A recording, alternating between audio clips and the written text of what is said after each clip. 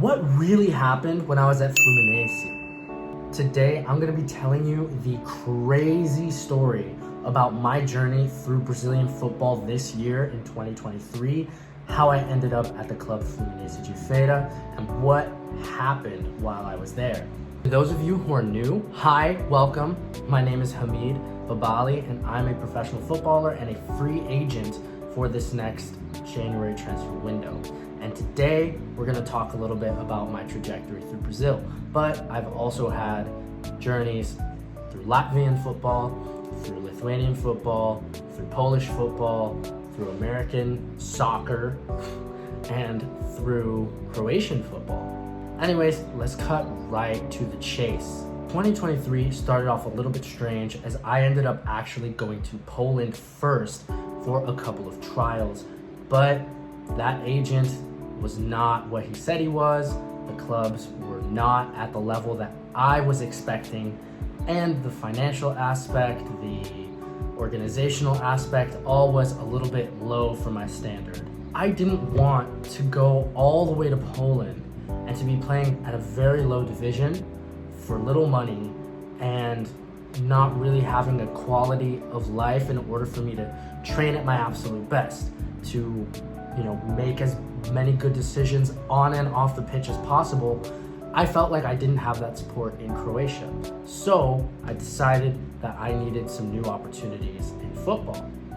Now, I was talking to my girlfriend at the time, and I was trying to plan a trip to Brazil, and she said, you should come play here in Brazil. There's two clubs that are here in the city, Bahia de Feira and Fluminense de Feira, and they're gonna be starting up real soon for the state championships. And so I decided, let me try and get in contact with a couple of people, and let's see if that's something that's absolutely feasible. So I got to digging. I got to looking for managers, looking for people within these clubs to see if any little opening was available. And soon enough, I got a little bit of an opportunity. So I decided to fly down to Brazil and solidify things. And that's what I did. I flew to Salvador, Bahia, and I went to Feira de Santana, Bahia, where I am right now. Now, it was a little cold for a little while in terms of responses, but then eventually I got a couple of responses from people within the club Fluminense de Feira. Now, Fluminense was a very big club in Bahia throughout the 60s, 70s, and 80s. And they even got up to the second division nationally, the Série B of the Brazilian Championship, if I'm not mistaken. They were a huge club, and they're the biggest club in this city. They have I think it's a 30 or 40,000 seater stadium, pretty decent, but the club has fallen on hard times. They're recently in the second division of the Bahia, which is a state championship, and they don't play nationally anymore. So they're trying to get back up to the first division of the Bahia Championship in order to start competing nationally. And so what happened with me? Well, I ended up messaging a couple of people who had some people that worked within the club, and through that, they saw my highlight video, they saw my transfer mark, and they said, come on over and train with us for a week. We're in preseason, we're just starting to sign players now, so now's your chance. Now, the issue that I ran into was that I hadn't been playing or training at a very high level for a couple of weeks.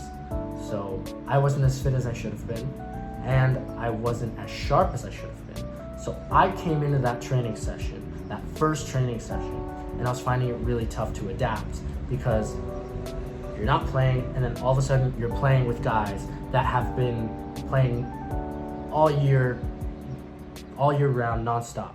And so you have to get up to that level. And it's a rhythm. It's a question of rhythm. It's very, very difficult to get into that rhythm. And I didn't end up training badly. Tactically, I was the one that knew what he was doing. I knew what the coach wanted out of the players, whereas it was a little bit tougher for some of the other guys to really get the idea. But at the end of the day, I kind of felt like, I don't know if I'm gonna make an impact here. I think I should look for something else. So I actually went to contacting a few other clubs. I went to Salvador Bahia, and I ended up training with a club called Galicia, which is in the same division, and I trained with Leonico, which is in the same division, but they were in last place.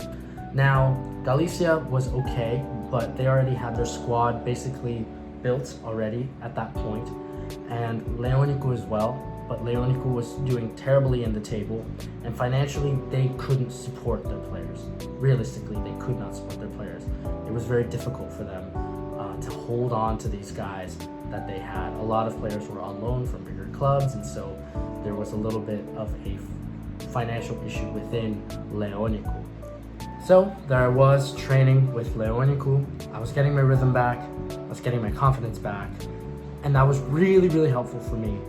But eventually, I figured that I would have to move on because Leonico was almost kind of going nowhere. And then I got a call from Fluminense de Feira, from one of the staff there. The under-23s were starting back up, and they were going to be integrating with first-team trainings, and so there was an opening. They wanted me to come out and get some training with them, and so I said yes. And so I went. I met the coach, who's the coach that I introduced you in this video, and he was great. I absolutely loved the way he worked. He was phenomenal, and he had European experience, so it was something I was a lot more used to when it comes to my European football background. It was a style that I was a lot more accustomed to, and I had an easier time adjusting. Now, according to YouTube guys, 90% of you are not subscribed, so if you haven't already, please subscribe if you want to see more videos like this, if you want to see more of my journey to pro, if you want to hear more about my stories with old teams, or if you want advice on how to talk to coaches, agents, players, and how to build your football network in order to go pro, as well as some training sessions and advice on how to train efficiently. All of that you will find on my channel. So subscribe if you haven't already. I greatly appreciate it. So I come back into training, and I'm there at the training center, and I'm fit, I'm healthy, I'm feeling good, and I'm training better. Eventually, I'm fighting for a spot in the starting 11 with the under-23s.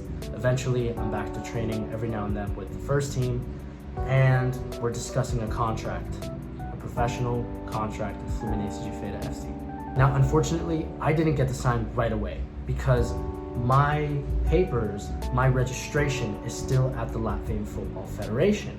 And so they need to do an international transfer, which here in Brazil is quite expensive. So we were trying to work out the logistics of doing so. And we kept on it, and we kept checking the status. I requested my registration from the Latvian Football Federation, in which they said, yep, it's all here. And so it was just up to the club and the Brazilian Federation to do their thing. Meanwhile, we get news that the under-23s are going to become the first team in order to play this next competition, the Copa Governador do Estado, which is the Governor's State Cup, which is a cup that all the teams in Bahia play, and it's usually worth a spot in the 4th division of Brazilian national football and the Brazilian Cup. So it's a big deal. There I am for weeks on end, training, preseason, really going at it, just absolutely in an insane rhythm, playing all these friendlies against local teams, playing friendlies against the first team to keep them sharp as well because they were still in the state championship, and we were trying to stay sharp, getting ready for the Governor's Cup.